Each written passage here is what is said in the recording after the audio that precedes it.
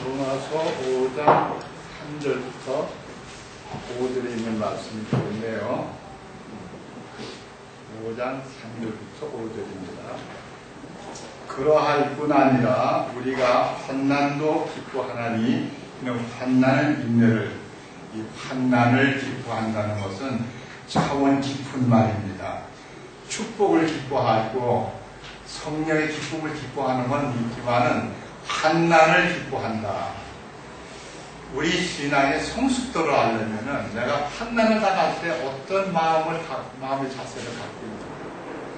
환난 속에는 아픔도 있고 실망도 있고 쓰라림도 있고 슬픔도 있습니다. 신앙생활 할 때 이런 것에 내가 직면할 때에 과연 내가 기뻐할 수 있을까? 참 차원이 높죠. 그 이유가 있습니다. 인내는 체험은 소망을 이룹니다. 환난 때 기뻐하는 이유는 뭐냐면은 인내를 만들어내는 거예요. 우리가 주님을 섬길 때, 가정생활할 때, 직장생활할 때, 부부생활할 때 인내가 없으면은요 좌절됩니다.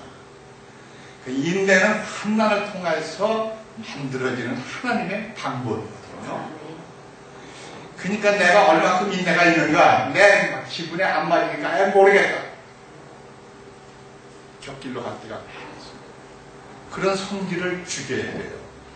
그래야 내가 성숙해지는 믿음의 과정에서 성숙해진다고 볼 수가 있는 겁니다. 그래서 그런 그 체험이고 인내가 있으면 인내는 소망으로 인도하는 통로가 된다고 말이에요. 오늘 제목이 뭡니까? 절망은 소망을 낳는다. 그렇게 한 겁니다. 인내라는 통로가 없이는 하나님이 얘기하신 소망에 이르지 못해. 내가 조준범 형제한테 그랬습니다. 4년 동안 문자를 보냈어요. 4년 동안 시험 공부하느라고 고생이 많아. 밤잠 잠자지 못하고 시험 중에 얼마나 애타게 공부를 했는데도 실망하지 말아라. 왜냐하면은 하나님을 사랑하는 자에게는 실망이 된다 하더라도, 시험을 치고 낙방됐다 하더라도, 그 절망 가운데 있다 하더라도 그것이 거친 돌이 되지 않고 디딤돌이 될 수 있다고 말이에요. 로마서 8장 28절이 그거거든요. 힘을 내라. 하나님이 더 좋은 소망으로 인도하는 거친 돌이 아니고 디딤돌로 그걸 받아들이면은 하나님이 기뻐하실 것이다. 내가 문자로 위로를 했습니다. 하나님을 사랑하는 자에게는 모든 것이 합력해서 뭐예요? 선을 이루느니라. 그게 비결이 거기 있습니다. 거친 돌이 아니고 디딤돌이다. 환난당하고 이게 언제나 끝이 날까? 가도 사랑하는 성도님들 잘 들으세요. 말라기서 3장 17절에는요, 그거 한번 펴주세요. 말라기서 3장 17절. 말라기서는 구약의 맨 마지막에 있죠. 마태복음 바로 전입니다. 거기 한 절을 보십시다. 거기 되면은 말씀이 기록이 되어 있어요. 3장 17절에 있는 말씀입니다. 우리 그거는 같이 읽어봐야 되겠어요. 네, 다시 3장 17절 다 찾으셨으면 같이 읽겠습니다. 시작. 왕의 조가 말하노라. 내가 나의 소속을 만드는 날에 그들을 나의 소유로 삼을 것이요 또 사람이 자기의 섬기는 자기의 시간을 아끼는 것 같이 내가 그들을 아끼리니. 여러분, 아들을 아끼는 거 얼마나 귀중합니까? 참 생명에도 귀한 자식을 아낀다. 엄마들은 아시죠? 아이를 이제 출산하고 그 아이 재롱 떠는 거 보면 기가 막혀요. 또 낳고 자꾸 낳고 싶어. 산통이 다 잊어버립니다. 애 낳는데도 고통이라는 거죠. 아끼듯이 주님이 내가 너를 아낀다. 믿습니까?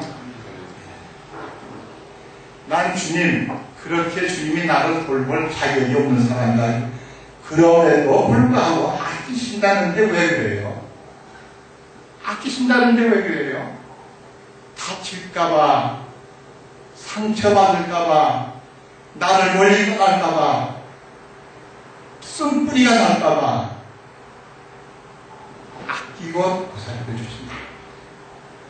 너무 감사하게 생각하면은 나 혼자 한없이 눈물도 많이 흘렸어요. 등대신내교회 주님 피값으로 사신 교회인데 어떤 때는 저버렸다, 나니까 하려도 매번 그래. 주님이 나를 아끼시고 교회를 아끼신다는 것을 다시금 세미의 음성으로 들려주실 때 제가 힘을 얻습니다.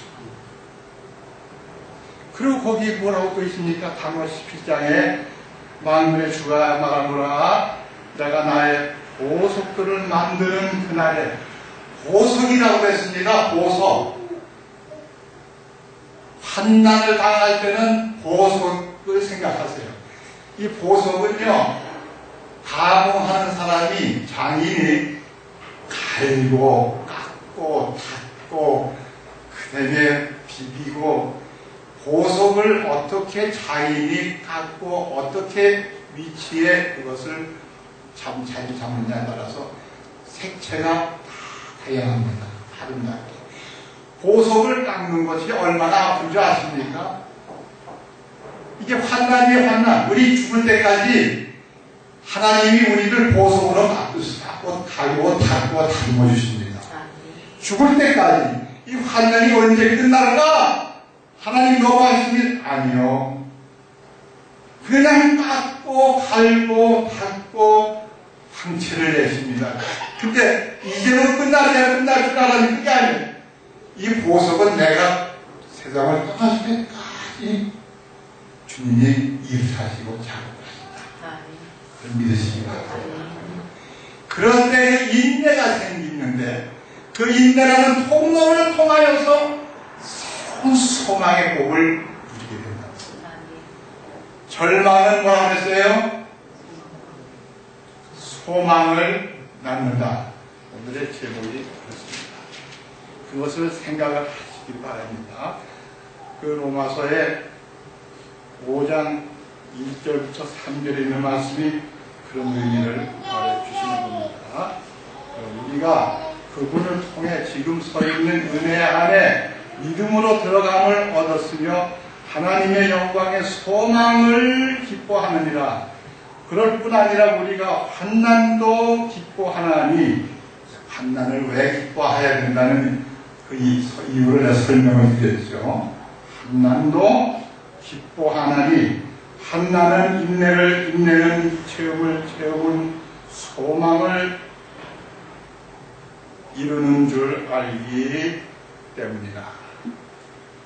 로마서 5장 3절부터 5절에 있는 말씀입니다. 야고보서로 한번 펴주세요. 야고보서 1장 6절부터 4절에 있는 말씀. 제가 말씀을 떠나서 그냥 외워가지고 횡설수설할까봐 말씀을 내가 집착해서 말씀을 한 절씩 설명을 해 올립니다.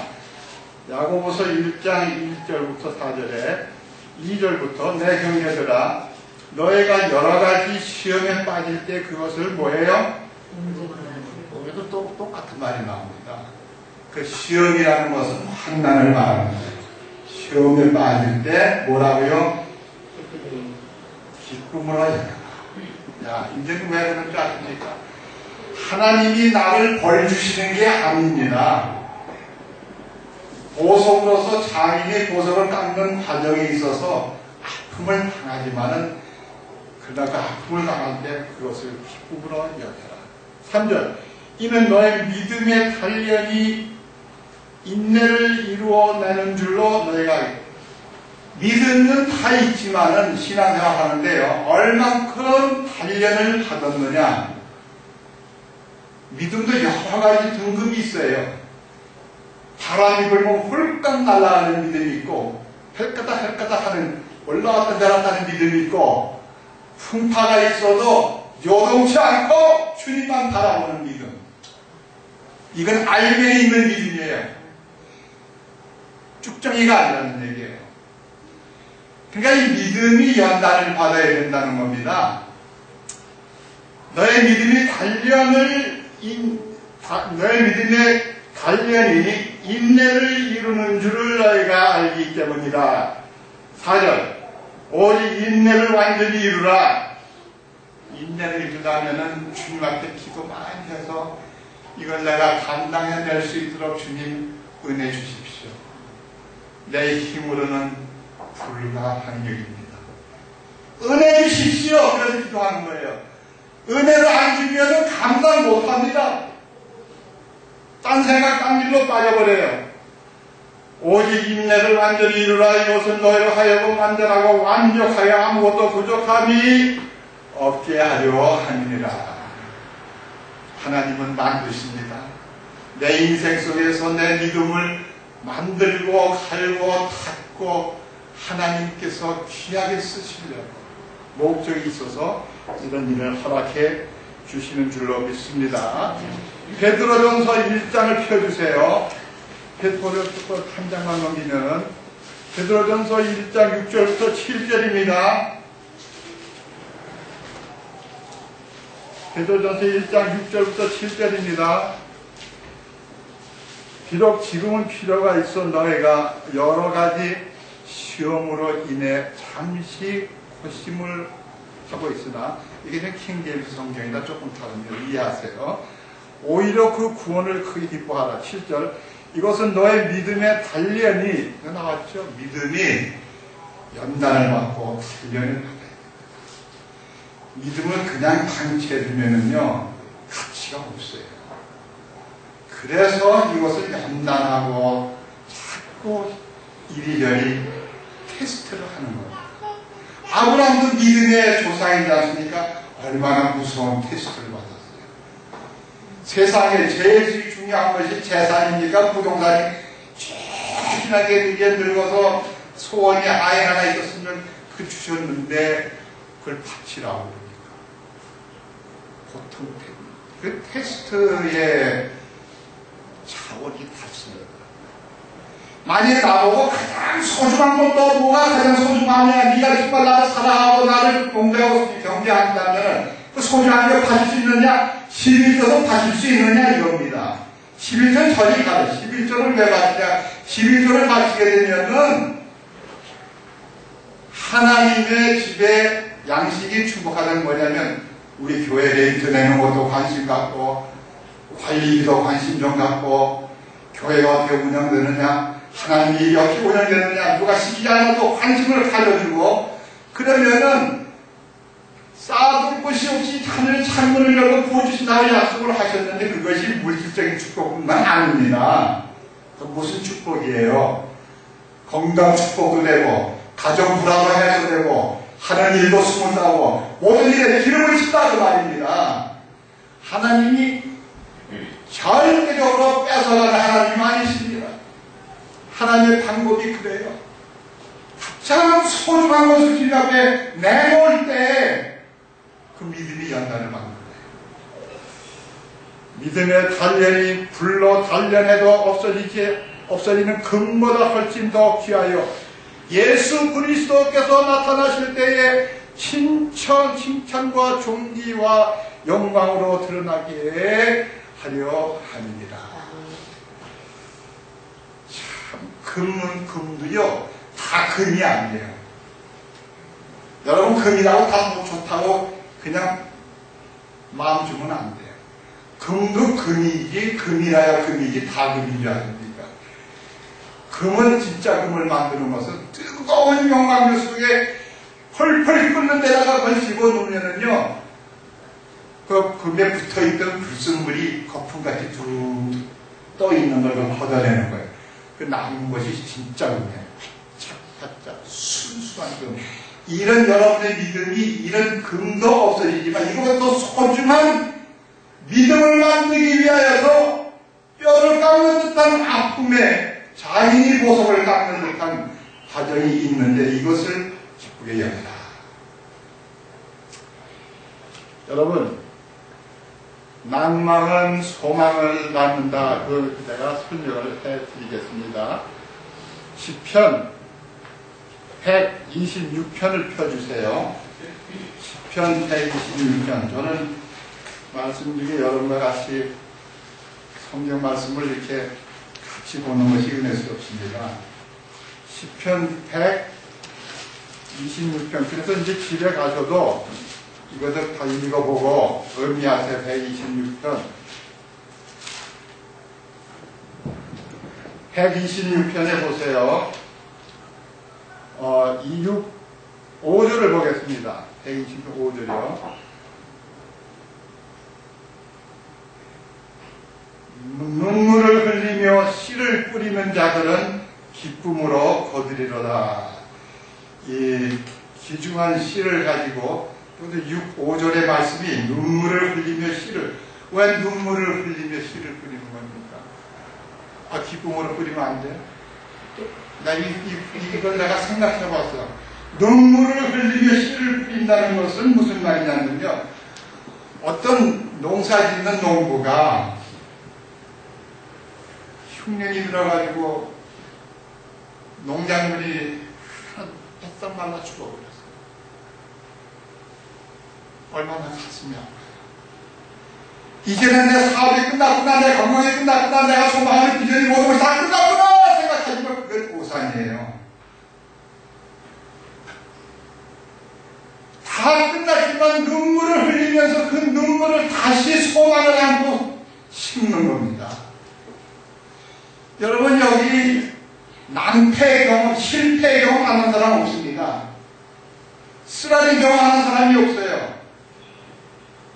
그 눈물을 흘리고 거기서 끝나는 게 아니에요. 우리 주님은 눈물을 흘리면서 마지막 씨 하나 남은 거, 거기 6절에 보세요. 기중한 씨를 가지고 울며 나가는 자는 반드시 기뻐하며 자기의 곡식단을 가지고 돌아오리로다. 기중한 씨를 다 날라가 버리고 남은 것이 조금, 씨가 조금 하나 남은 거예요. 그것도 해가 고파서 먹어버려야 되는데 먹을 수가 없어요. 자식들하고. 씨를 먹어버리면은 여러분 소망이 없습니다. 어떤 일이 환난이 있건 씨를 먹어버리면 안 돼요. 쉽게 말합니다. 11조는 씨야, 씨. 씨를 심어야. 목사가 담당해서 11조 얘기하면 교인들이 축대가지고 언급을 안 한다. 오늘 주님 앞에 아주 졸이는 마음으로 말씀을 드립니다. 내가 할 의무는 진리를 외쳐야죠. 어떤 피드백 반응이 있던 간에 내가 할 의무는 인기가 떨어지고 싫어한다 하더라도 말씀을 선포하는 양심적인 제사장이 되어야 합니다. 울며 그 마지막 씨 하나 남은 것을 먹을까 말까 하면서 울면서 그것을 심었더니 기쁨의 수확이 되었다. 그 말입니다. 이것이 낭망이 소망을 낳는다는 비결입니다. 낭망 안 해본 사람이 하나도 없습니다. 눈물을 흘리며 씨를 뿌리는 자들은 여유가 있어서 씨를 뿌리는 사람이 누가 있습니까? 여유가 없고 실망과 절망과 낙담 속에서도 좌절하지 않고 주님을 바라보는 거예요. 주님을 바라보고 그것을 심을 때 이거 정말 힘든 겁니다. 11조 내는 건 쉬운 게 아니에요. 힘든 거예요. 굉장히 힘이 듭니다. 11조라는 것은요. 근데 여기 기자, 시편 기자에 이분은 하나님이 은혜를 주셔서 그런 절망 속에서도 기근 속에서도 마지막 씨 하나를 남은 것을 눈물을 흘리며 심었다는 거예요. 주님이 우리의 소망이라는 것을 믿었기 때문에 심은 결과 풍성한 기쁨의 수확을 누리게 되었다 그 말입니다. 믿습니까? 아멘 소리가 약간해. 믿습니까? 네. 예. 산불이 나면은 어떤 때 미국에는요 산불도 잘 나요. 산불이 나면은 물론 수목이 다 말라 타죠. 새가 됐죠. 이제 저 산은 황폐한 산이 되어버렸구나 하지만 2, 3년이 지나면 또 나기 시작을 해요. 이게 자연의 법칙이라고요.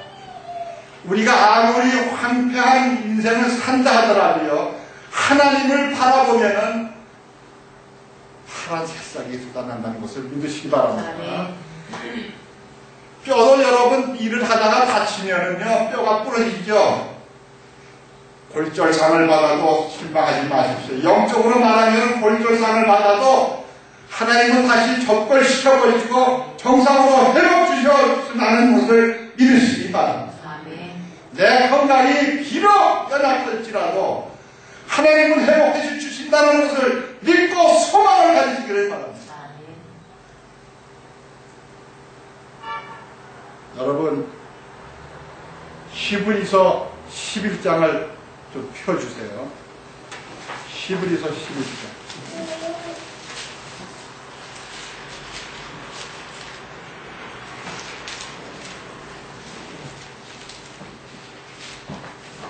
히브리서 11장 23절 29절이에요.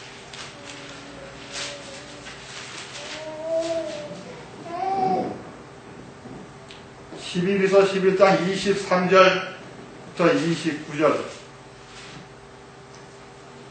믿음으로 모세의 부모는 그가 태어났을 때에 3달 동안 그를 숨겼으니 이는 아기가 특이한 것을 그들이 보고 왕의 명령을 두려워하지 아니하였느니라.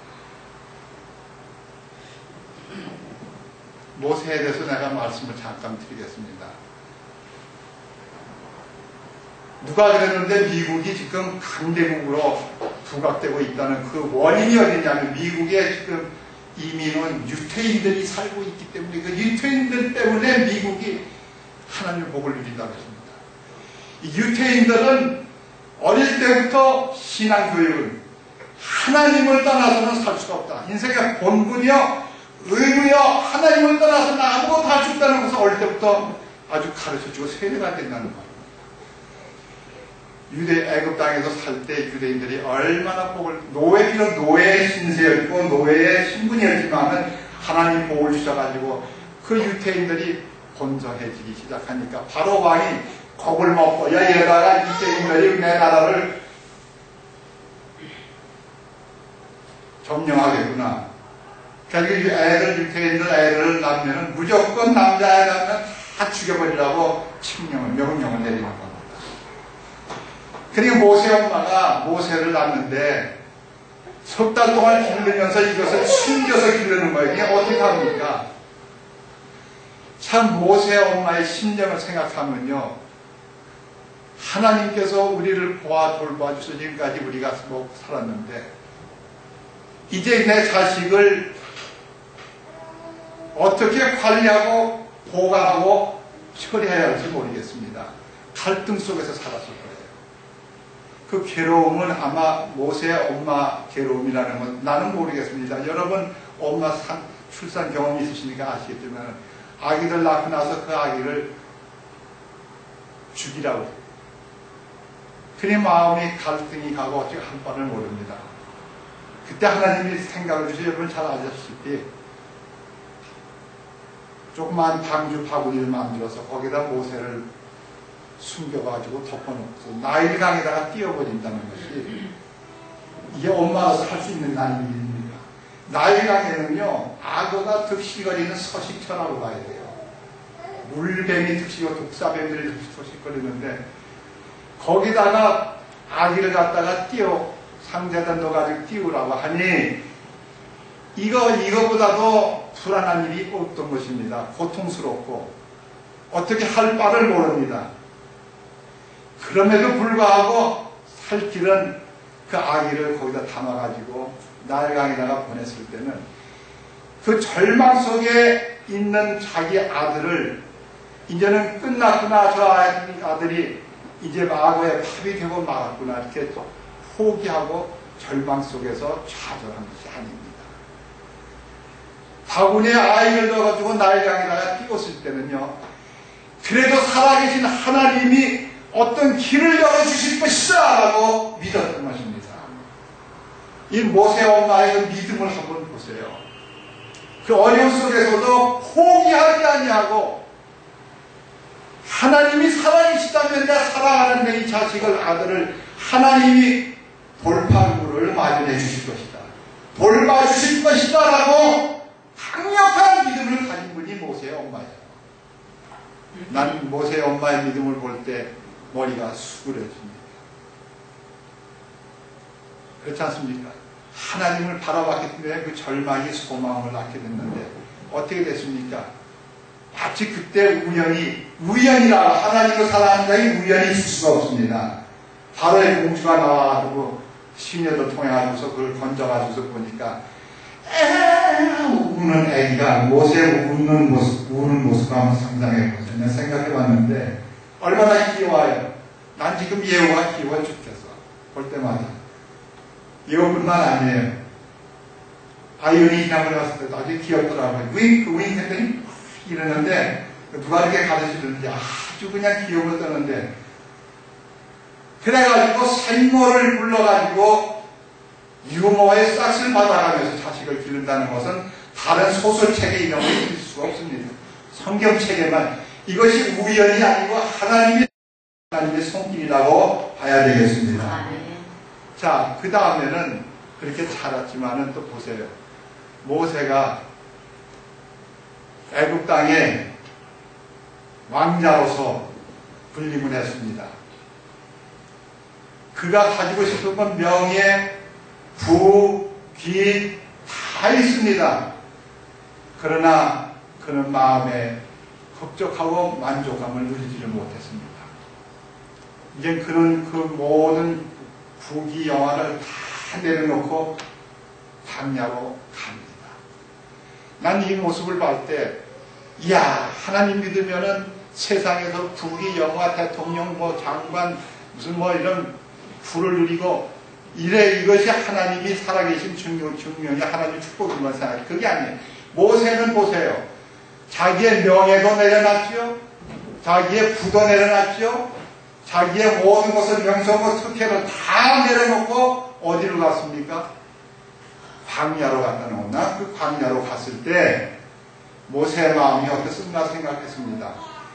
물론 하나님의 섭리 가운데서 광야에 갔다 하더라도 그래도 하나님이 살아계신데 이제 내가 왕자로서 누리던 모든 부귀 영화를 다 내려놓고 광야에 가서 고생을 하러 들어가니 상상을 해보세요.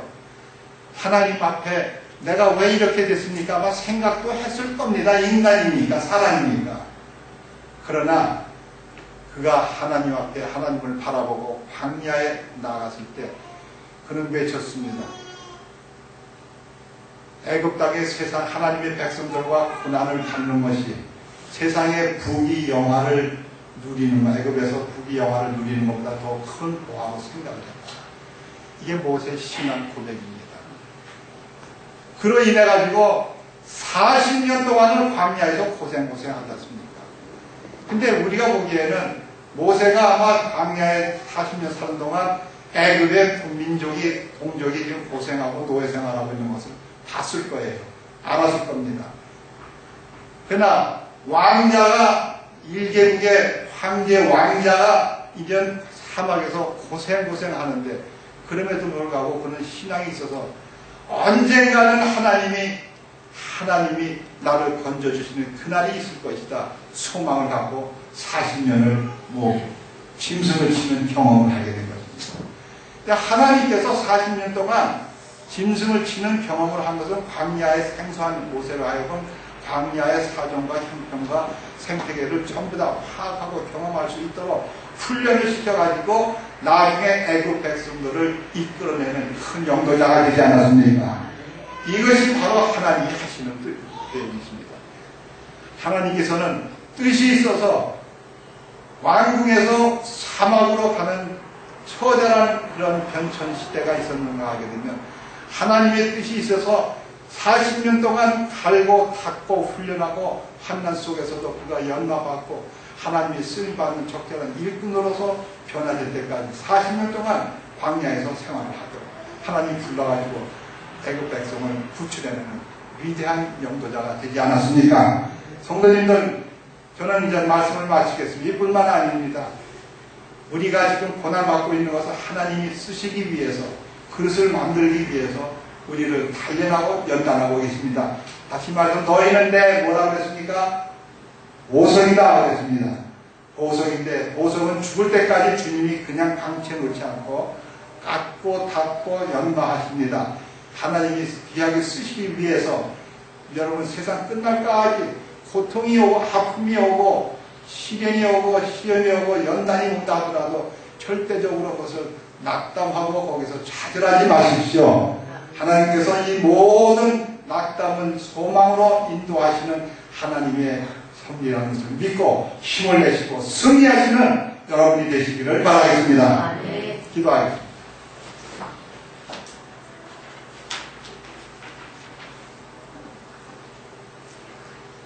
이 시간 말씀을 생각하고자 기도하십시오. 내가 가는 길이 너무도 가시밭 같고 험난하고 항문이를 가는 것 같습니다. 한편 세상에서 살 때는 주님 없이는 살 수 없습니다. 주님께서 우리의 믿음을 보석과 같이 깎고 닦고 갈고 있는 과정에 있다는 것을 생각하고 절대적으로 좌절하지 마십시오. 힘을 내서 주님 원하시는 그 모습으로 태어날 때까지 그 어려움과 시험과 시련과 아픔을 감당할 수 있도록 나에게 은혜를 부어주십시오. 기도하시기를 바랍니다.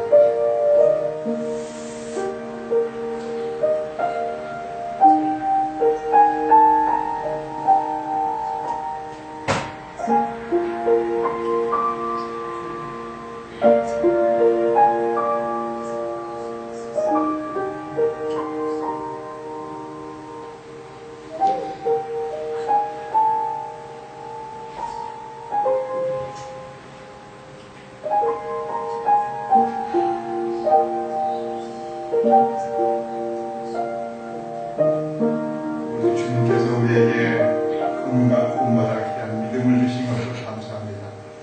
이 믿음은 주님께서 가공하셔야 되는 줄 압니다. 아픔이 있고 괴로움이 있고 고통이 있어도 극복할 수 있는 은혜를 베려 주시옵소서. 아버님, 날로 어려움을 통하여서 주님 닮아가는 변화되는 저희들 되게 하여 주시기를 간절히 기억고 기도합니다.